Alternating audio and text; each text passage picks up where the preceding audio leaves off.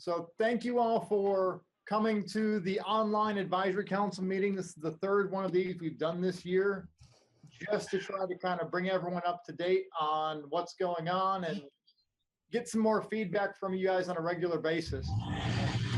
Great to see you once a year at the advisory council meeting in person, but it's nice to also catch up with you throughout the year. So we're starting off today with Jean-Jacques. As many of you know, we have this networking project looking at mapping it, and Jean-Jacques got the update and prompting.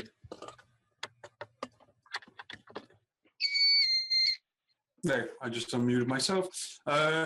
Yes, so all of you, oh, is there any way to get rid of that sound? Yep, that was, I muted the offender. Okay, thank you. Right, so all of you have received, I believe, 3 emails so far about doing the network map.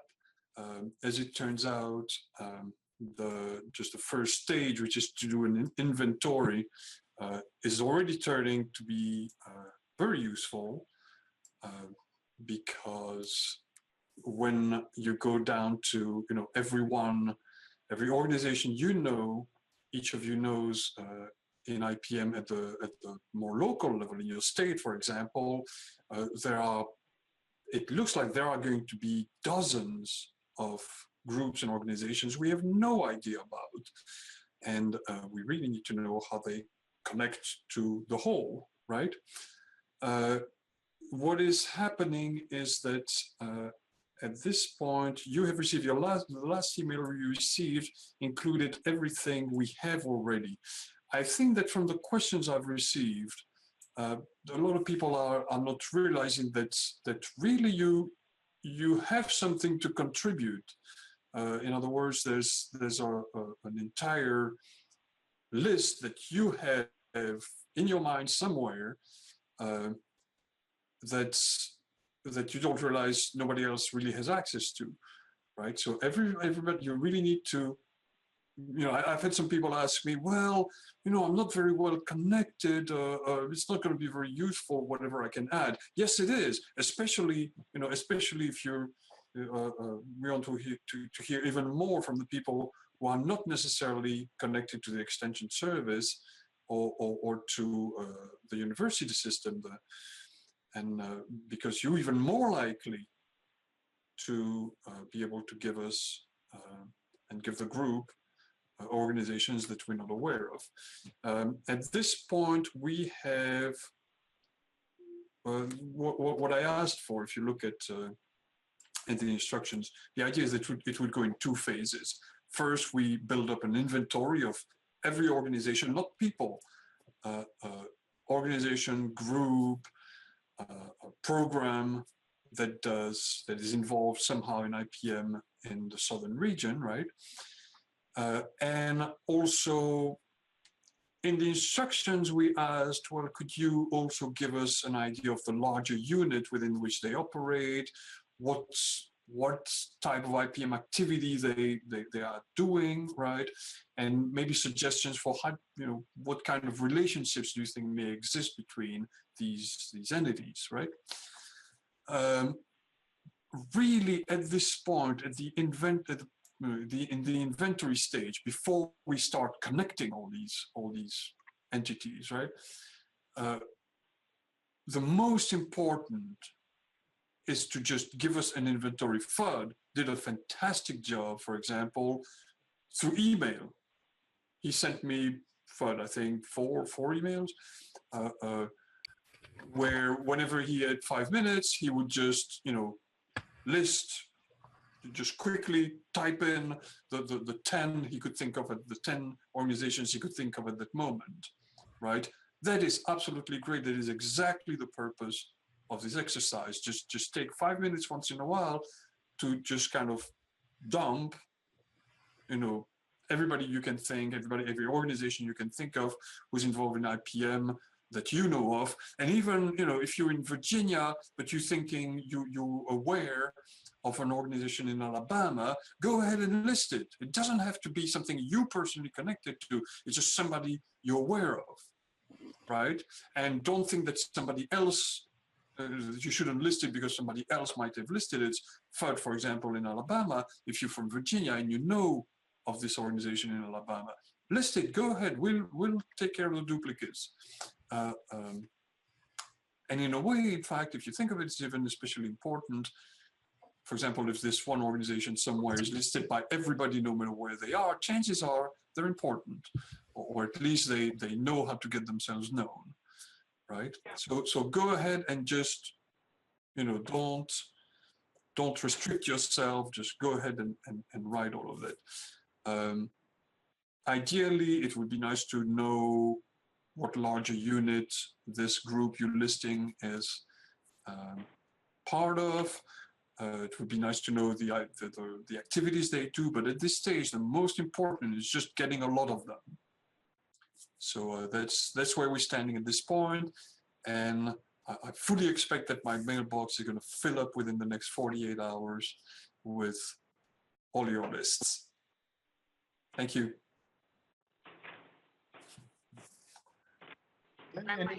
Oh, I'm sorry, Joe. I was just going to add, Jean-Jacques had sent an email. Was it just today, Jean-Jacques, with the fully compiled list? With what we have so far, yes. Yeah. Yes. So I believe I've sent 3 emails, one with the original instructions, a reminder, and then yesterday or the day before, I sent one with what we actually have at this point, just maybe as a prompt so that you can see, there's a bit of everything. But at this point, there's a lot of Georgia, there's a lot of Alabama. If you're doing, if you know of organizations who do IPM in other states, and I think you do, they'll wind up being ignored and disappearing from the map. So do go ahead and send that. Yes? Any questions for Jean-Jacques or comments someone wants to make? Yeah, Jean-Jacques, what do you define as an IPM organization? Are you talking about areas of parallel IPM? For example, American Association of Pesticide Safety Educators is certainly involved in IPM, and yet a lot of times when we couch that issue, we're often told we're not. So we're kind of confused on that. Particularly from the federal level, we've tried to re-affiliate ourselves with the feds, with the pesticide safety education, and they have no interest. So that's one reason why I didn't send you information, but I'd be happy to do so. Please do so. What would happen, Mike? That's exactly what we want to find out. If what would happen is that you would list them in the original inventory, and then if all goes well, once we connect all of them, well, we'll realize that, yeah, their connection is tenuous or inexistent, right? And but if we don't list them to begin with, right? If we don't inventory them to begin with, then we'll never know, right? And as far as and at this stage, really, you are much better off erring on the side of too much rather than too little, right? So use a broad definition, in other words, and look at the list, and you'll see that what we have so far is pretty widely defined. Are you looking for grower organizations, things of that nature, or are you looking for anything institutional type things? We have large organizations. We have Syngenta as an entry. Boom, that's a rather large organization. We have the NCDOT. Then we have the Independent Crop Consultants of America. This is truly random. We have, and then we have some really smaller groups, like groups within the University of Georgia system, like the Peach team at UGA, for example, right? And so the point is that we can't order and classify and connect all those things if we don't inventory them first. And we can then, depending on what we catch, right, in this first net, depending on what we catch, we'll take it from there when it comes to organizing them, to determining who's big, who's small, who's well connected, who's not well connected, how to reach an organization, how to reach as many organizations as possible, who funds who, that sort of thing. So it sounds like you might even want people who just should be involved in IPM, even though their connection right now is Yes. useless. Yes. So that can be quite the group of organizations and groups. Right. And I asked you also, at this point, in the next stage, right, we'll need to, as I said, connect them. And so we will need to define, let's say, 3 or 4 big types of links, right? These people, let's imagine, talk to these people fund these people, right? And we would have maybe like 4 relationship, 4 types of link. And so what we're asking you now is, can you please suggest, what your idea of those 4 types of links might be? How those entities that you list, what type of relationships do they have? What classes of categories of relationships do they have? Just as a suggestion, you don't have to do that, but it'd be really useful.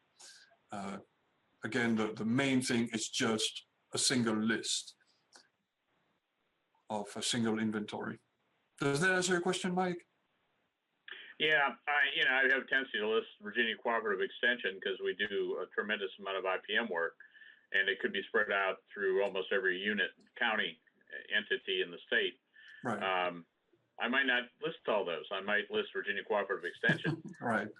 Because I'd be extremely, I really would rather do it the lazy way. But on the other hand, seriously, the main thing would be that we give you a list of 107 units out there, because most of our extension agents are involved in that type of thing. And then on campus, we're going to be building that from small little kingdoms here and there. But I guess the main thing would be, do you want all that? You should already know that exists. Unless you're looking for those individual labs and workers, and then that's a different story. So right. Once we have everything, how far down we'll be able to go into the branches of the network, we'll see. Some respondents are going pretty far down into the branches, but definitely do list, the ones, do list at least the first order and probably the second order people in your vision of what IPM organizations, anybody involved in IPM that you know of might be. So go at least maybe 2 orders back. Well, I'm gonna break it into extension, teaching and research, and then we may add regulatory in there because there's yes. And then then you're talking, if you expand it, you're going to add organizations that are out there that are private organizations, and that's somewhat of a, I don't think it's a guess. I mean, I think most of our pest management organizations out there include IPM in their message, so we can probably add that. Regulatory, it's in their message, but they have a different role. So right. You're talking, as education versus enforcement. It's a little different role. Right. And but yeah, regulatory. Okay, personally, I find that the regulatory and the private organizations are really interesting because they are connected, but we have a hard time reaching them. Okay. Yeah, I'm fine. Any other comments or questions for Jean-Jacques? And Jean-Jacques, when do you want to have all this stuff by? Do we have a cutoff date that you need it by so that you're ready for September? For September. I know. You can beat me later on that one. No, because okay, it's what we July 21st, Belgium Independence Day, by the way. So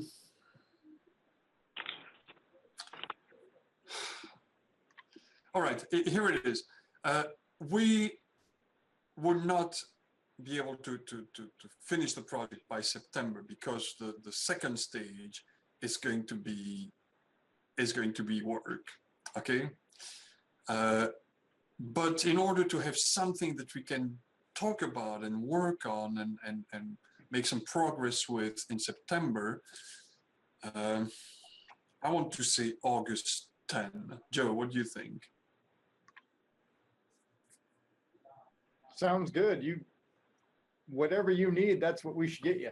August 10. I'm going to send you a fourth email with a hard deadline then. That sounds good. And yeah, that'll be good. Because I know at our advisory council meeting in person, September 14th and 15th, this is going to be one of the topics we're talking about. So that'll set us up pretty well for that meeting. Joe, this is Jeff Dean. I did not receive emails from Jean-Jacques according to I just went back through my Outlook and I didn't see anything here. So whatever mailing list is being used, is missing. Okay, I base myself on the membership in the Basecamp group. So am I missing anybody else? I'm getting stuff out of Basecamp, but I haven't gotten anything specifically from you through Basecamp. Okay, but no, I didn't send it through Basecamp. Okay. But I used the list of email addresses in Basecamp. Should you be on that list? What is your email list? I would have been a new addition, so it's possible that I'm not on. It didn't get updated. So okay, I'll catch you up then. You are on the list. I have your email address as jeffdean@bch.msu.edu. Is that correct? .msstate.edu. There we go. Yes. I do have it actually as MS State. I just can't read. So. Okay. Well, like I said, I've gotten, like, for example, I've gotten Rosemary's reminders and other notices. I just didn't see anything from Jean-Jacques. So. All right. We'll make sure you get that. Yep. All right.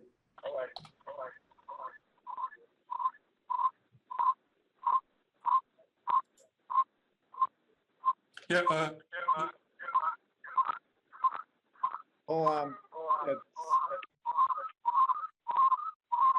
that? Some feedback. Yeah, I was trying to track down who that was, but they evidently got themselves muted. So. Okay, Jeff, I did send you those things at jeffdean@bch.msstate.edu. You are part of that list, so I must be in your spam folder. I think, probably. Get up with him offline and you can get that. Yeah, that's fine. We'll clear that out. Don't worry about it. Okay, good deal. Okay. Thank you, Jean-Jacques. We're having a lot of fun getting that network map together. Next presentation we've got for you is Robin. Robin's been working very hard on the IPM data system, and this is kind of a unveiling to all y'all about how that's come together. So she's going to share her screen here and get you into some of the cool stuff she's been working on. Hi, as Joe said, I'm Robin. I'm the developer of the National IPM database. And you may know it as the Crop Profile and Pest Management Strategic Plan Component Databasing Project. We extended the functionality, so we changed the name to the National IPM Database. And I refer to this project for short as IPM Data. We even have our own secure domain name now, ipmdata.ipmcenters.org. In the 1990s, crop profiles and pest management strategic plan documents were developed in response to the National IPM Initiative and Food Quality Protection Act. In January of 2014, I was hired on our one-year USDA NIFA grant to convert flat static PDF documents into dynamic documents that are housed in a database and accessed through a web application. There are a total of 832 documents. 143 of those are PMSPs and 689 are crop profiles. I had I started coding like a mad dog because I had 1 year to get the design completed and the data converted. I designed and created the database table and fields, along with the online forms in the administrative panel.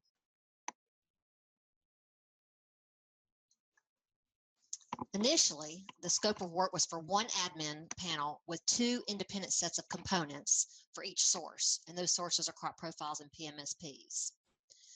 Although they functioned independently, they shared the database and lookup tables. And the lookup tables are things that are pretty standard, stable, that don't get changed a lot, like your pests, your crops, your states, active ingredients. After discussions with EPA, I refactored the code by merging the 2 independent structures into one set of components to be used by many sources. This new design opened up opportunities to import other sources that the Southern IPM Center already manages, like timelines, IPM elements, and new IPM profiles, as well as the crop profiles and PMSPs. I had to continually look back and forth to design a platform that would bridge the format of the old documents with the new way of recording data in the online system. How did I do this? I looked for existing data in our database. I literally went through our database and looked at every single data source available to see if it was something that could help us. I kept the project moving forward by simultaneously digging for this data while programming the application. Then we hired a student to enter data from the different sections that I'd already developed in the application. So I would stay one step ahead of her. I would develop a piece of it, and then she would enter the content that I had made available for that section. I continued to import data from old databases, and I cleaned up that data. So this is where we're extracting the data, and then we had to actually input the data into the new system that I was developing. Standardization was an issue. Every author of a different document did it slightly differently. So one way we battled standardization is by providing lookup tables. And I mentioned that earlier, that's standard things that don't change, active ingredients, crops, pests, things of that nature. Initially, we worked with Joe at Bugwood so that we would not have to, we realized that entering new pests and their scientific name, that it was just very cumbersome. So I created a lookup table that connects to Bugwood, and we're able to actually retrieve data that Bugwood's already entered into their system, which is very convenient, and it keeps us standardized. I started looking for the same thing for active ingredients, which I found in a partnership with NPIC. They have EPA's CAS numbers and PC codes that are in lookup tables, so I connected to theirs as well. It's really been great partnerships.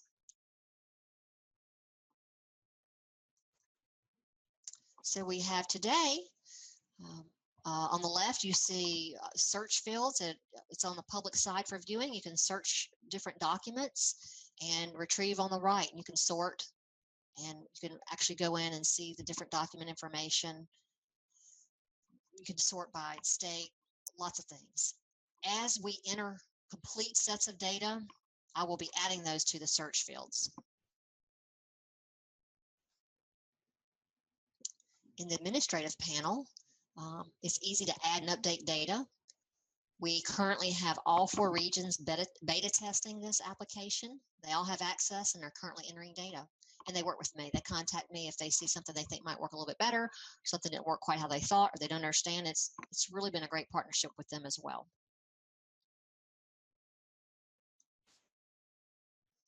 So where are we today? We're continuing to find new partners.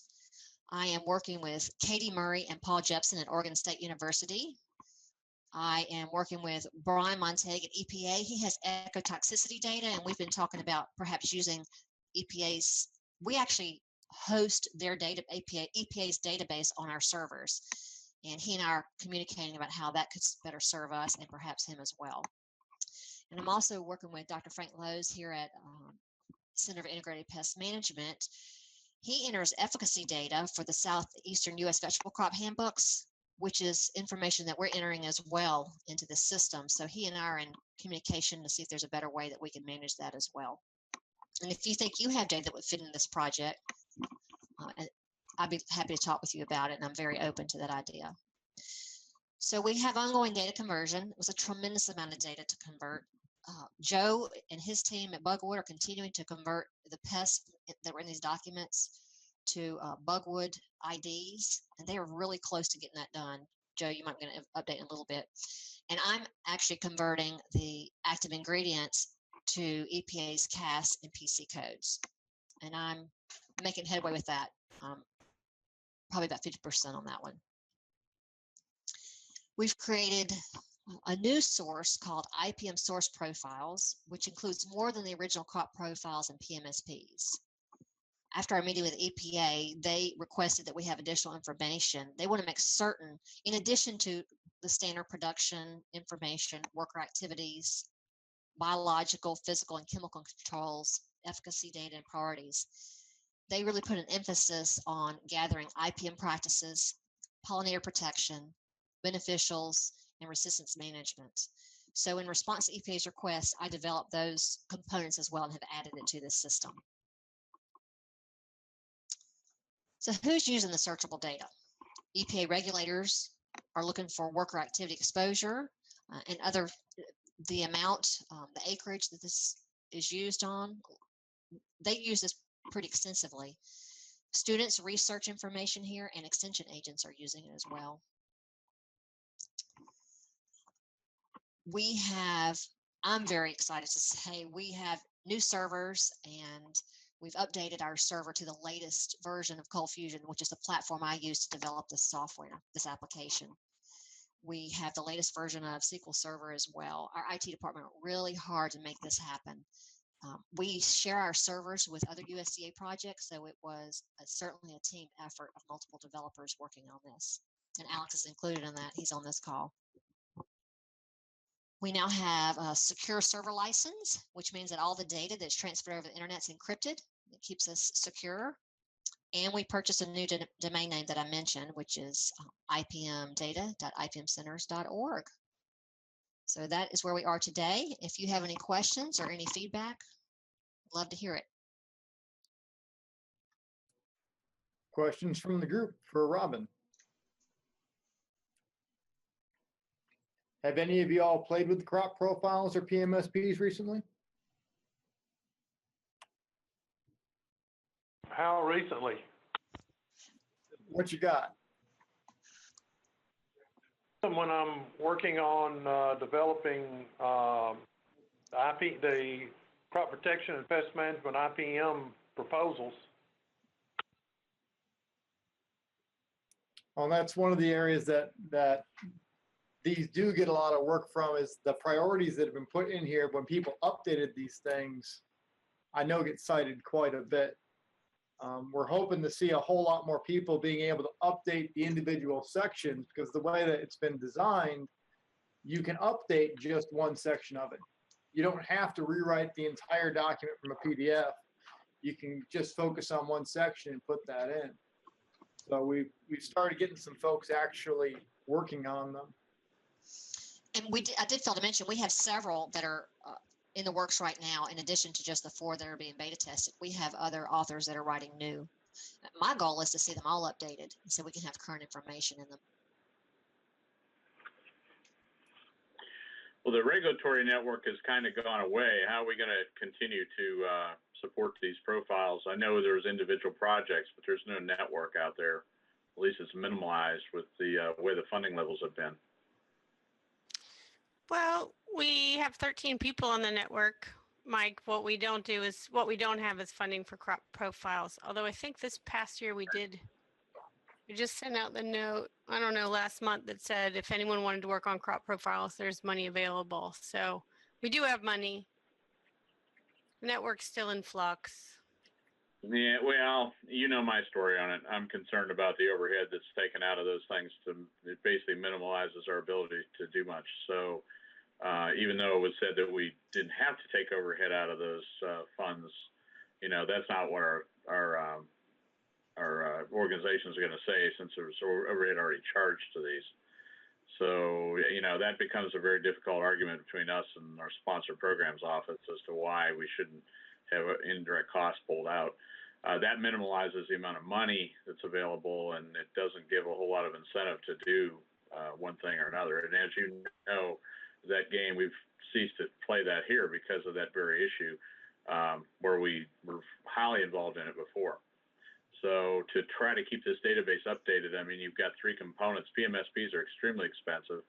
The crop profile is not so bad. The elements are not so bad, although the elements have kind of been minimal.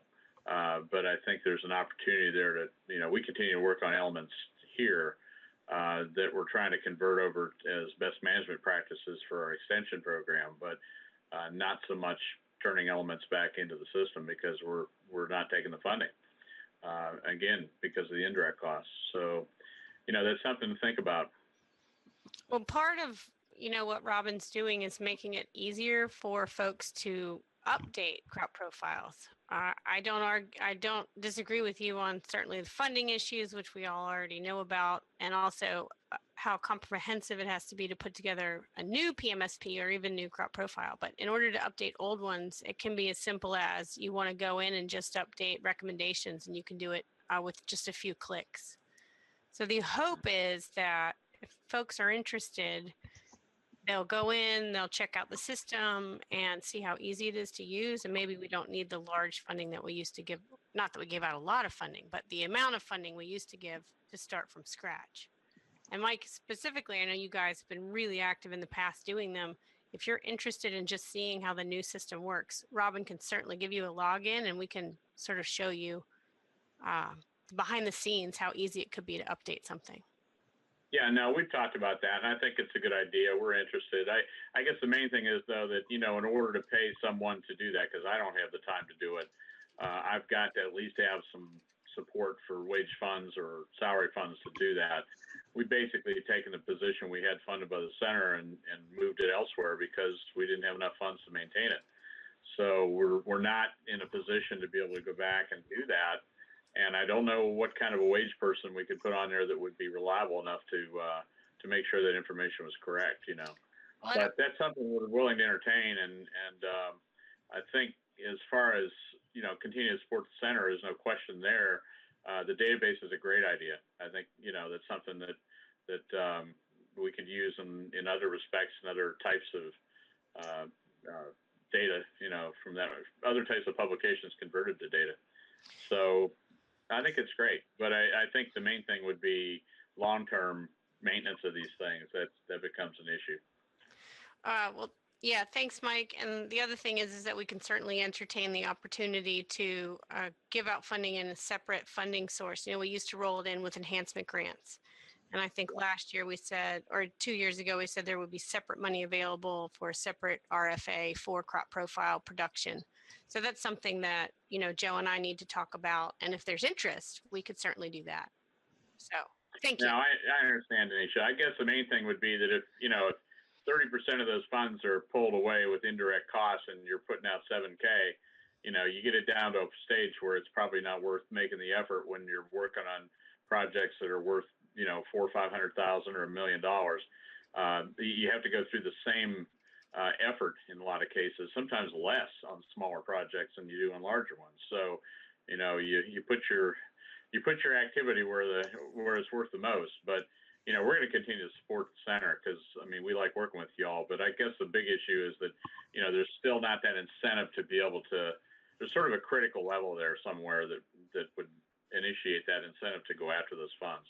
And I don't think it is there with 28, 30% indirects on a small amount of money, and at one point, yes, but not anymore.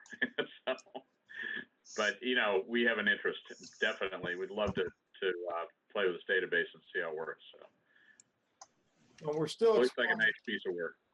Thank you. we're still exploring some other ways that we can pull the data because we know people are entering it in. We see the production guides come out. We know it's in a database somewhere in many cases.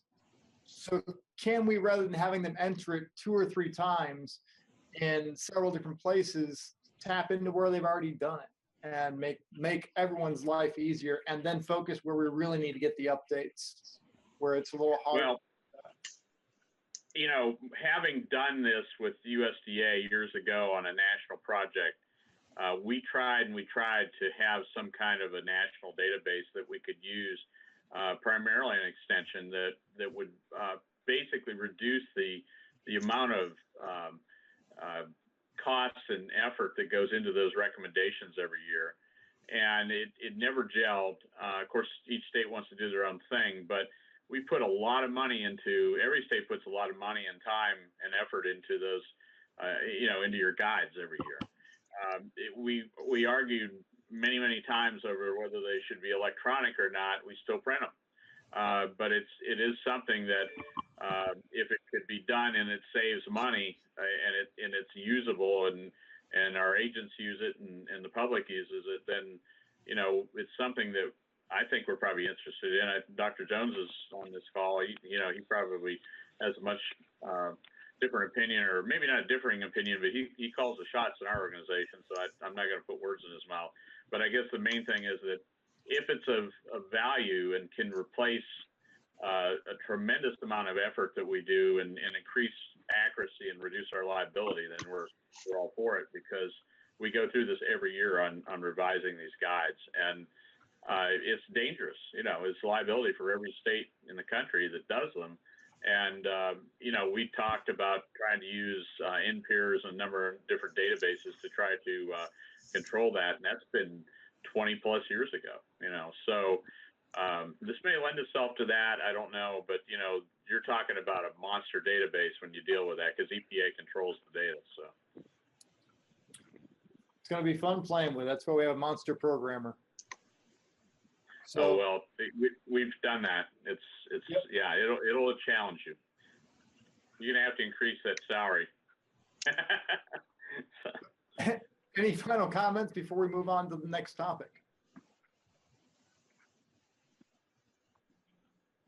Hearing none.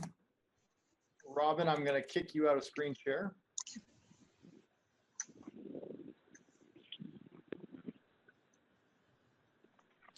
And certainly if y'all have any questions about it or thoughts on it, just email me or Joe or Robin or anybody at the center.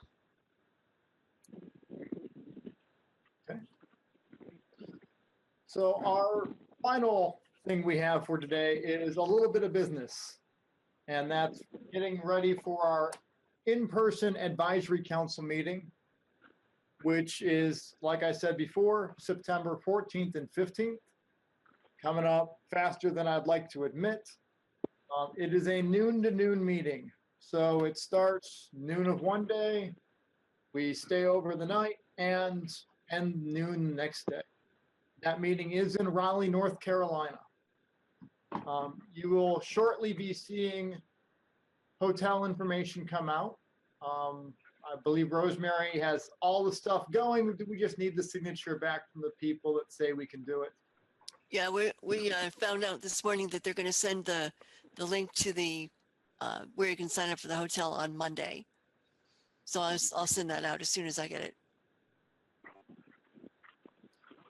We've started looking at the agenda for this, and we've realized that we've in the last several advisory council meetings spent a lot of time on us, and we are fabulous, but we really need to know some more about the advisory council. And I'm actually sure that some of the members of the advisory council would benefit from knowing about other members of the advisory council.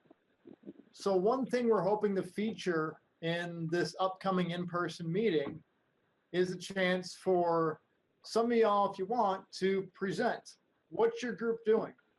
What are your priorities? How does that affect IPM throughout the region? How does that interact with other stuff? Kind of giving a glimpse of your world of IPM, and that'll educate us at the IPM Center how we can help you better.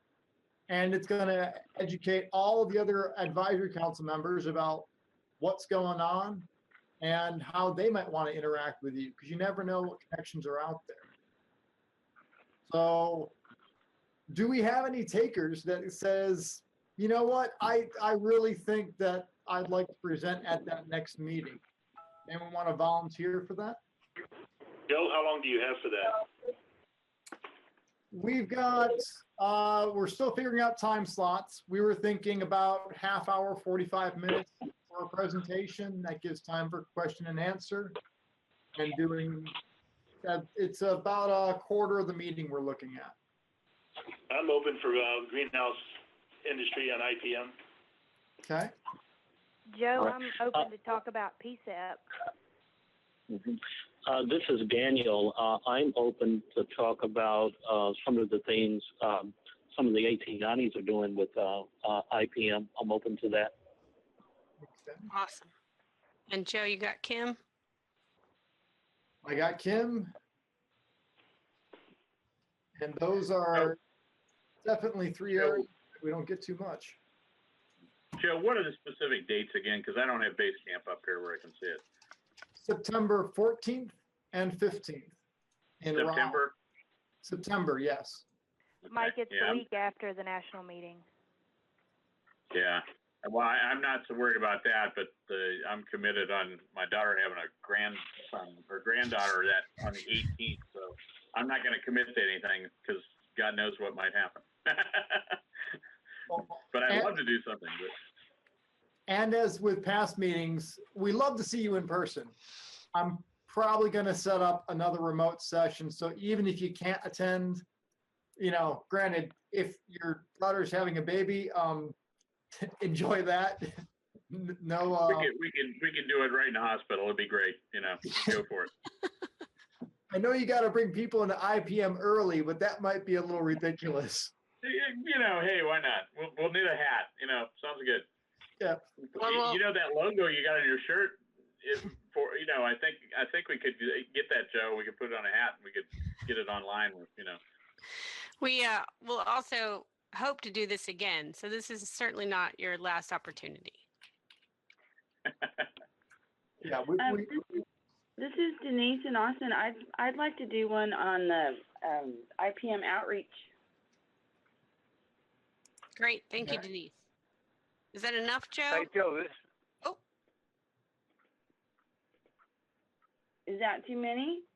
I think at 4, we're probably getting to our capacity. Although, who else was volunteering? Because hey, I'll do that with them for the last spot, whoever it is. it was fun. I was going to volunteer to talk on school IPM and maybe touch a little bit on credit in. Okay. It's always good to have choices. So that's awesome. I thought I was gonna have to pull teeth to get people to volunteer, but this is great. So yes, that's gonna be a big part of the meeting. Is we'll get with you all who volunteered, and we'll get you set up and figure out what we're gonna times and all that stuff, so that we have that going for the agenda.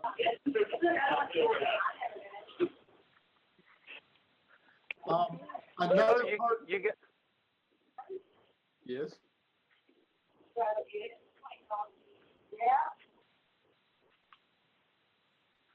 Another part of the meeting is going to end up being talking about the enhancement grants, because as you all are probably aware, we're trying to make sure we get the enhancement grants out roundabout beginning of October, so we don't ruin anyone's holiday by making them write a grant over Thanksgiving.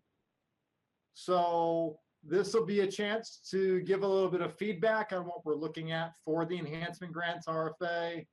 Talk a little bit about priorities and where we might want to put some additional wording in for things that are high priority going on. So that'll be a good opportunity there. And I know that Jean-Jacques is going to have a section on evaluation, if nothing else, letting us know how, when we all hit the deadline that he provided, how that turned out and what we're looking at for the next steps. And the deadline is August 10th, by the way. August 10th. This is Mike. Go ahead. I've got another call I'm going to have to run to, but would you resend out the request one more time? I know I've got it a couple times, but I clean up my email each week and I've been on vacation. If you'll resend it, I'll try to send some stuff out. And unfortunately, it's the other call. All right. Sounds good. So that's what we're looking at for the in-person advisory council meeting. We might have a few more surprises we bring in. And I just wanted to once again remind everyone who hasn't already sent Rosemary a bio and a photo to please do that before. Rosemary, do you have a deadline that you'd like to have everyone's final bio and photo by? I was actually going to send an individual email to each person that I need a bio from. Even better, you will know Yeah. who you are. Right. So if you receive the email, then you know you owe me something. Okay. Thanks, Rosemary. And she will collect. Well, I will hope so. I'm not going to promise. There's only so much control I have. And this is for the meeting, correct? If you're speaking at the meeting, or are you asking for bios from other people? Yeah, bios from everyone on the advisory council. I'm doing a directory. That's right. Well, the reason I raised that is I have not seen that request, and I'm wondering whether we're losing things. The request from John Jock, I got one request. I didn't see others, so I'm not sure. And we monitor our spam filters very closely because we can't, we basically go in there and look at everything, but I haven't seen those. So I'm wondering, there's some funky things going on with email here. I don't know if you guys have the same problem, but we've had some strange things going on. So I have not seen that. So Rosemary, throw it at me, pal. Okay, well, I'm going to send an email directly to you, so it won't have to go through Basecamp. Okay. Yeah, well, that's kind of a filter too. I understand. Yeah. We've had fun with, I don't think we're going to rename our grant program, but enhancement grants can do funny things to email filters. Oh, yeah. Yeah, definitely. So that's the topics we had for today. Does anyone else have anything pressing they want us or the other members of the advisory council to know about of things going on in the region or the nation?